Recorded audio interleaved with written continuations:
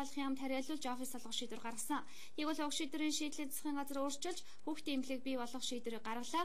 Нийтдээ 150 хүүхдийн орчим эмнэлэг болгохоор холбогдох яамдуудад үүрэг өглөө. Төрийн тусгай албан хаагчдын эмнэлгийг зориултын бусаар ашиглах гэж өнгөрсөн хугацаанд хууль зүйн сайдаас өгсүүлээд нэлээд булаацалцсан. Уг нь тус эмнэлгийн ангарч уултанд хүртэл тусгай зориултаар хийгдсэн байдаг. Үнэтэй томографи аппарат зэргийг захиалуулан авчруулж яг үйл ажиллагаанд орох болсон чинь гэнэт хууль зүйн сайд асан Тэмүүжин шүүх цагдаагийн офис болгоно гэж зүтгэсээр байгаад хамаг тоног төхөөрөмжийн нүүлгэн шилжүүлж байрын оронгоор нь эргүүлсэн. Харин энэ хугацаанд засгийн газар солигдож шинэ сайдууд ажиллаа хүлээж авсан байгаа. Өмнө нь эрүүл мэндийн салбарыг толгойлоод явж исэн удавлын хувьд энэ эмнэлгийн асуудал зоримог шийдвэр гаргаад өөрийн салбартаа авч чадаагүй юм а. Тэгвэл одоо эрүүл мэндийн салбарыг шийдлэг дамд удирдахаар болсон тул төрийн тусгай албан хаагчдын эмнэлгийг хүүхдийн эмнэлэг болгохоор зориг шулуулаад байгаа юм байна. Энэ мэдээнд хэдийгээр таатаа сонсогдож байгаа хэдий ч олон асуудлууд дагуулах нь гарцаагүй юм. Учир нь тоног төхөөрөмжүүд нь зөөснөөс үүдэн эдэрчгсэн болон дахин сэргээх төсөн мөнгнөөс авахудаад нэлээд зохицуулах асуудал байгаа гэдгийг дуулгаж байгаа. Тиймээс байнгын хорооноос ажлын хэсэг гаргаж уг объектыг хүүхдийн эмнэлэг болгох талаас нь ажиллахаар болж байна. Тэгэхээр би бол ерхий сайттай яг энэ асуудлаар сая уулзтайгээд гарч ирж байна. Тэгэхээр эрүүл мэндийн эмнэлгийн зорилтоор байгуулсан барилга бол цааш нь эмнэлгийн зорилтоор ашиглах. Энэ засгийн газар ийм шийдвэр гаргана гэж би найдаж байна. Өмнөх засгийн газрын гаргасан тэр одоо шийдвэрийг өөрчлөх боломжтой. Тэгэхээр эмнэлгийн зорилтоор ашиглахдаа харин яг ямар эмнэлэг болох гэдэг асуудал дээр одоо манай мэрэгчлэтнүүд тооцоо судалгаа хийж байна.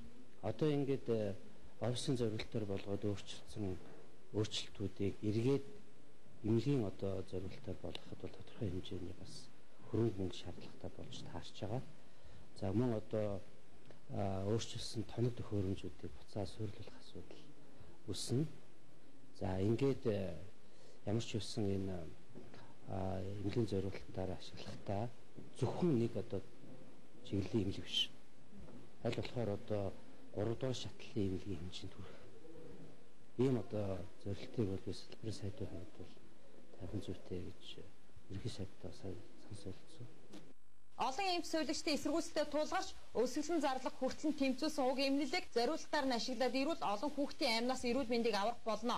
Өнөөдөр хүүхдийн эмнэлэг ачааллаа дийлхэ байгаад удаж байна. Ханаад томооны уйлдрал эренгүүт эмнэлгүүдийн хүүхдийн тасгууд үүднээсээ авахудаад газраар орд эсрээ бариад зогсож байгаа эцэгчүүд олон байна. Ийм л бодит ажлын салбар дутагдаад байсан юм. Гэтэл өнгөрсөн хугацаанд эрүүл мэндийн салбар ийм хүнд хэцүү нөхцөлд байхад сайдууд нь дөрвтэй ажил хийхгүй байсаар өнөөдөр эмгэнэлтэй байдалд хүрчгээд байгаа. Тиймээс олон хүн офис биш эмнэлэг байх ёстой тал дээр дэмжиж байгаа юм а.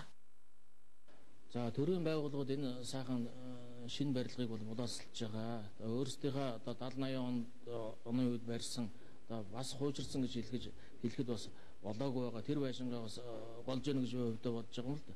Тэгэхээр тэр байшин савдаа офисынхаа чиглэлээр өөрсдөө ашиглаад явах нь хууль зүйн яам, прокурорын газар явах нь зөв зүйтэй байх гэж би өвдөө бодож байгаа. Харин сүүлийн 20 гаруй жилийн хугацаанд Монголын төр ийм том эмнэлгийн зогсолбор барилгад бараг хөрөнгө оруулаагүй байсан. Тэгэхээр энэ бол анхны ийм том тохиолдлоо.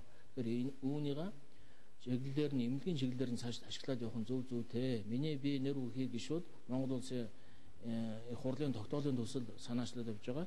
Хууль зүйн яам энэ чинь одоо 12 оны дараа засгийн газар байгуулснаас эхлээд л одоо ийм маргаантай үйл явдлууд байгаа шүү дээ. Хуучин эмнэлгийн зорилтоор ашиглаж байсан. Тэнд нь одоо асар үнэтэй нарийн тоног төхөөрөмж авчраад тавьчихсан ийм асуудал байсан. Тэгээ булаацалтад байдаг. Тэгэхээр энийг бол гишүүдийн зүгээс маш их санаачлал гарч байгаа. Энийг эмнэлгийн зорилтоор нь ашиглал тэр үнэтэй тоног төхөөрөмжийг одоо эвдэж гэмтээсэн байна уугүй юу тэрнийг одоо юм мохорлох хэрэгтэй гэдэг ийм саналыг хэлдэг. Нэгэн дуусын төсвийг зарцуулж болсон төрийн тусгай албан хаагчдын эмнэлгийг одоо 150 ортой хүүхдийн эмнэлэг болгох гэж зорж байгаа юм. Тодорхойлбол хүүхдэд эмнэлгийн тусламж үйлчилгээ үзүүлэх 150 ортой хүүхдийн эмнэлгийг эрүүл мэнд спортын яамны харьяанд байгуулахаар шийдвэрлэлээ. Тус эмнэлгийг төрийн өмчийн айл нэг байранд байрлуулж эх оны 2 дугаар сарын 1-ний дотор үйл ажиллагааг нь эхлүүлэх бэлтгэлийг хангах, үйл ажиллагааг нь чиглэлдүүлэн зохион байгуулалт, мэргэжил арга зүйн удирдлагаар хангаж ажиллахыг эрүүл мэнд спортын сайд шийдлэг дамбад тус эмнэлгийг ажилуулахад шаардлагатай хөрөнгийг холбогдох үүсвэрээс санхүүжүүлэхийг сангийн сайд Эрдэнэбаатнаарт даалгасан.